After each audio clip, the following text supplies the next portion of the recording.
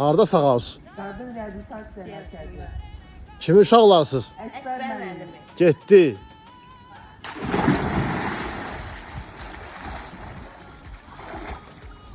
Salə deyirlər ki, qadın kişi mərkəzi necədir?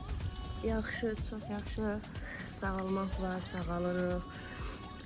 Kişilərin mərkəzi elə bir ki, bir yerdə ola bilərik, elə yeməyimizi, içməyimizi, amma yataq otaqlarımız ayrıdır. Hətta 14 nəfərlik qadınlar yeri var. Yaxşıdır da hər şey, yəni olmasındadır. Qadın, kişi fərqi yoxdur. Ürəyincə də hər şey. Sağalma yolunda. Çöldə olan narkotik istifadə edən alkoqoliklər, xanımlar üçün nə demək istəyirsən?